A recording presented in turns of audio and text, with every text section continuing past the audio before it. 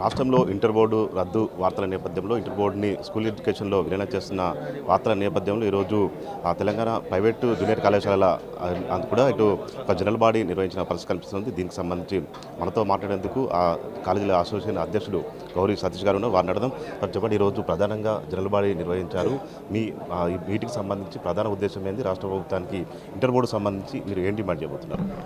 Board of intermediate అనేది 1971లో ఉమ్మడి ఆంధ్రప్రదేశ్లో ఏర్పాటు కావడం అనేది జరిగింది. అప్పటి స్వర్గీయ పివి నరసింహారావు గారి సారథ్యంలో అప్పటి నుంచి తెలంగాణ రాష్ట్రంలో ఇంటర్మీడియట్ విద్యా వ్యవస్థ నిర్మాణం కోసం శక్తివంచన లేకుండా శాయశక్తుల ప్రయత్నం చేస్తున్నటువంటి యాజమాన్య సంఘంగా ఖచ్చితంగా తెలంగాణ రాష్ట్రంలో నేషనల్ ఎడ్యుకేషన్ పాలసీని అడాప్ట్ చేసుకునే ముందు దానికి సంబంధించినటువంటి స్టేక్ హోల్డర్స్ కానీ దానికి అనుబంధంగా ఉన్నటువంటి సంఘాలన్నింటిని కానీ ఒకసారి దయచేసి ఆలోచించాలని చెప్పి కూడా సమన్వయం చేసుకోవాలని చెప్పి కూడా ప్రిన్సిపల్ సెక్రటరీ గారికి కానీ గౌరవ ముఖ్యమంత్రి గారికి కానీ అప్పీల్ చేస్తా ఉన్నాం. ఎందుకంటే ఇక్కడ ఉన్నటువంటి 9.5 లక్షల మంది విద్యార్థులు, సుమారుగా మా కళాశాలలో ఉన్నటువంటి 45 నుంచి 50 వేల మంది బోధనేతర సిబ్బంది, మేము ఉన్నటువంటి సుమారు 1500 మంది యాజమాన్య సభ్యులము. దయచేసి ఒపీనియన్ను తీసుకోండి. మీరు ఏ విధమైనటువంటి నిర్ణయం తీసుకుంటున్నారో ఆ నిర్ణయం పట్ల మాకేమన్నా అబ్జెక్షన్స్ ఉంటే మీ నోటికి తీసుకొచ్చే అవకాశం ఉంటుంది. కానీ సమన్వయ లోపం వల్ల ఖచ్చితంగా అటు విద్యార్థులకు కానీ తల్లిదండ్రులకు కానీ నష్టం జరుగుతున్నటువంటి పరిస్థితి. ఇప్పటికే 2026-27 సంవత్సరానికి శ్రీ చైతన్య నారాయణ కార్పొరేట్ విద్యా సంస్థలో 100% అడ్మిషన్లు కంప్లీట్ కావడం జరిగింది. దాంతోపాటు 2 నెలల నుంచి అక్కడ పాఠాలు చెప్తున్నటువంటి పరిస్థితి. కాబట్టి ఈ సందర్భంలో ఎలాంటి నిర్ణయం తీసుకుంటారో దయచేసి చెప్పాలని చెప్పి కూడా ప్రభుత్వాన్ని అప్పీల్ చేస్తూ ఉన్నాం. దయచేసి ఈ వ్యవస్థలో ఉన్నటువంటి వాళ్ళగా మేము అప్పీల్ చేస్తూ ఉన్నాం. దయచేసి చర్చించండి, చర్చించి ఒపీనియన్ తీసుకోండి. ఎన్ఈపికి మేము వ్యతిరేకం కాదు, ప్రభుత్వం యొక్క నిర్ణయానికి వ్యతిరేకం కాదు.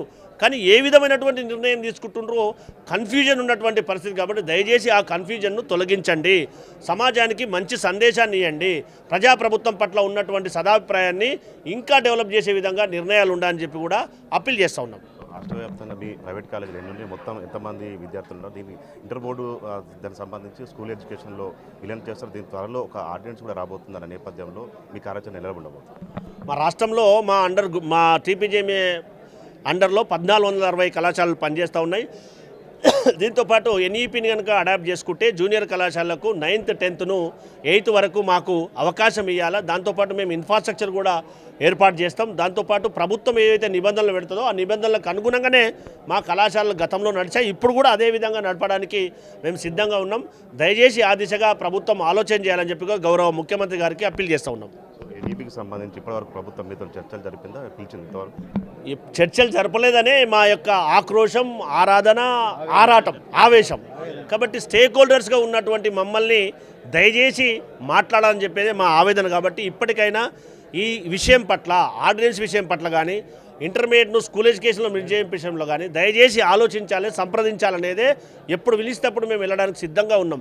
సమస్య జటిలం కాకముందే సమస్యను స్పెసిఫై చేసి సమాజ హితం కోసం నిర్ణయం తీసుకునే ముందు దయచేసి ఆలోచన చేయాలని చెప్పి కూడా గౌరవ ముఖ్యమంత్రి గారికి మాకు పూర్తి నమ్మకం ఉంది.